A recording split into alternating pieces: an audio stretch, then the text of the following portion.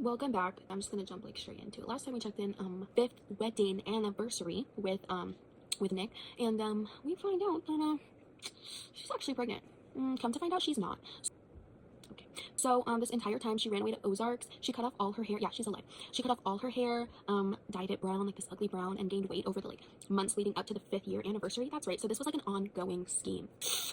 So this was like an ongoing scheme to frame him for murder. So she's in Ozarks, ugly, fat, and just like ugly. Makes friends with this girl Greta and this guy, which I actually forget his name. I'm sorry, he wasn't too important, but you know, they seem fine at first. So Amy starts to call herself by different names and then comes to find out that these people are not her friends and they steal all of her money. And now she has no one and no money. You know, like throughout this book, like she's not a good person, but also there's like some similarities between like her and myself. I'm like, you know, like you go girl. You know, like if my man cheated on me for that long and we're like married, you know, like I might frame him for murder too. I don't know. But we come to find out that the diary that the police found and that Nick found was actually a scheme of Amy. So that's what she calls Diary Amy, and that's the sweet, like loving, cool girl, what she calls it. And she is very, very bipolar. Like, it is very evident when she is actually talking to us in real time that she has like severe mental issues and has like multiple personality disorder. Like she is like off her rocker. While this is going on, Nick is like struggling to fight for his life with the police, now finding out that his wife was not only pregnant but like was abused, because Diary Amy wrote about like all this abuse. And also he like supposedly poisoned her, but it was just like her doing all this research for about 7 years. So this like diary thing, like she dated it back to years before they actually got married. She has no money, no friends, no anything, and Nick is still going on this wild goose hunt, trying to find all the clues, and all the clues actually end him to places where he had sex with Andy. So Amy knew about Andy for a while now, and she used that as ammunition to frame him for murder. I mean, and she did it really well. Like, oh, that's a good place to start. So all of the credit cards that we kind of talked about, like, oh, I didn't open any of these credit cards and they're all in my name. Yeah, Amy did that, and she bought a bunch of random stuff and hid it in Margot, Nick's sister's shed in her house to make it look like after his wife went missing, which like he's supposed to like murder her, that this is like a bunch of fun stuff that he can do after, you know, everyone forgets about it. So he has like golf clubs. He doesn't golf. A bunch of nasty, like very violent porn, very, very violent, which just makes it like the whole murder mystery thing even weirder. And then a television and just like designer clothes, things like that you just would not purchase weeks before like your wife suddenly goes missing. So anyway, it was all Amy, but we can't really prove that. So by this time Amy has nothing, so she calls Desi, and Desi is a former boyfriend in high school. He's very rich, and she was very rich at the time, so you know they kind of grew up with the whole like let's play tennis and drink sparkling water and, you know, go to like the country club sort of thing. Like that was their scene. And over the years, they've written letters. He is still absolutely obsessed with her. And she's like, well, hi, I'm married. So, like, no. Which, like, good for her. But, like, also, like, why are you writing letters? I wouldn't like that. But, anyway, I don't care. You know, I'm not Nick. So, anyway, she calls Desi. Also, she reported Desi for rape, even though he did not rape her. And she told Nick that he raped her so that Nick would think that Desi was obsessed with Amy, even though Amy and Desi were still talking. So, every time Nick would see a letter from Desi, he would think, oh my god, like, this is so crazy. Like, he's so obsessed with you. Like, ew, like, let me protect you, my wife. And Amy's actually like corresponding back. Yeah, so she calls him. Nick hires a lawyer because things are getting really bad. Like, everyone's going down. He breaks up with Andy because Tanner, the lawyer, told him to.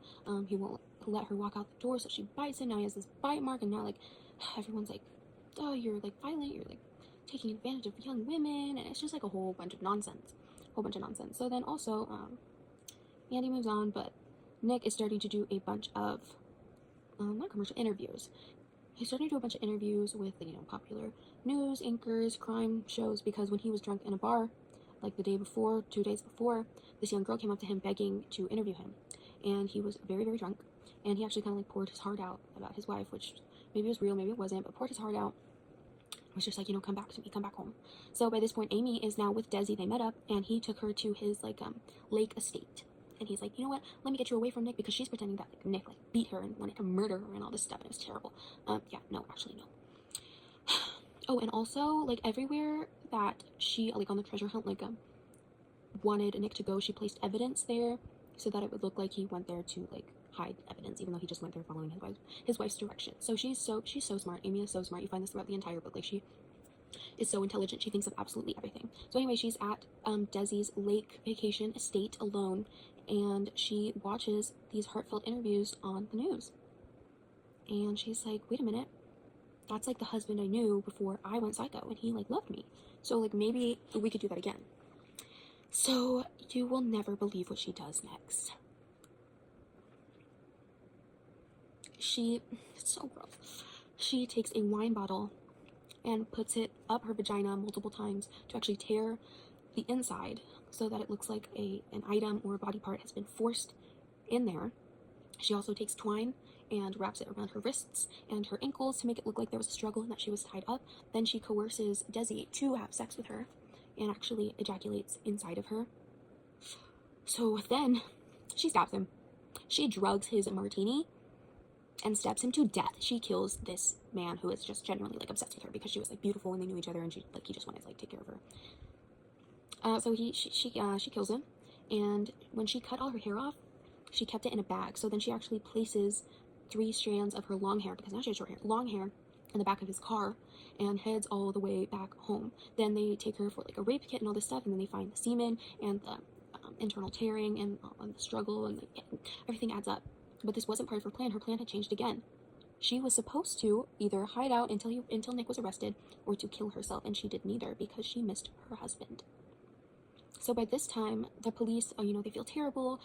Mary Beth and Rand, they feel awful. They're like, I'm so sorry, I didn't believe you. Like, you actually didn't kill our daughter. And she's this whole time like pretending that Desi took her on the anniversary and like kidnapped her and like held her in this place, which obviously isn't true. The police look into it, everything adds up, and they kind of just drop the entire case. One of the officers meets up with Nick later, and his sister Go. So Go, Nick, and Boney, the officer, sit down, eat pancakes. They're at this like kind of like dinnery breakfast brunch spot, and she's like, hey, I'm sorry I was so rude to you before and I didn't believe you, but I know that your wife was not kidnapped, and I know that she just murdered this man because she wanted to. So they spend months actually trying to like coerce Amy into admitting, but she knows all the tricks. She makes Nick take all his clothes off when he's talking to her and turns the shower on to make sure that like if he is bugged, that the police won't get anything, won't hear anything. So at this point, Nick feels that it's a lost cause, and Amy says that if he tries to divorce her, she will kill him. Just murder him. So he ends up dropping the investigation on the charges and gives up the entire idea of divorcing her. We come to find out soon that, so earlier we find out that Nick really wanted children, and it wasn't Nick who didn't want children, it was Amy. Amy did not want kids. So they went to this fertility clinic and all this stuff and to have a baby because they couldn't have one naturally. It just wasn't working out. And he still had his sperm frozen, blah, blah, blah, blah, blah. But they get a notice years ago that, like, hey, like, you haven't used this. If you do not take it or use it, we will dispose of it. So we find out that Amy actually took it, kept it, refrigerated it, and injected herself with it. So now she's pregnant. And she tells Nick, and Nick's like, but we have not had physical relations it just hasn't happened. So then she tells him everything that has happened, blah, blah, blah, blah. We come to find out she really is pregnant. And end of the book, they don't get divorced. No one gets arrested. And Nick stays because she's pregnant and he wants to be a dad. It was a really unsatisfying ending to me, honestly. A lot of people liked it. They thought it was like a twist, but I was just like, not even one person got caught. I don't know. I mean, it does kind of speak to the justice system that we have now, but I was just not really digging it, not really feeling it. I don't know. I did like that there were a whole lot of twists and turns, and I really would like to implement that in my own future book. So I guess that does kind of tie into what I want, what I see. But as far as the ending, it does kind of show me, maybe as the author, you think that this ending is, unexpected because it's so typical. It's out of the ordinary because it's something that would typically happen. And so maybe as the author, it would make sense, but as the reader, it does kind of give me some insight as to what the people actually want. And it's like a satisfying, gratifying ending. So I am going to kind of take that ending with a grain of salt, but also, the story was great.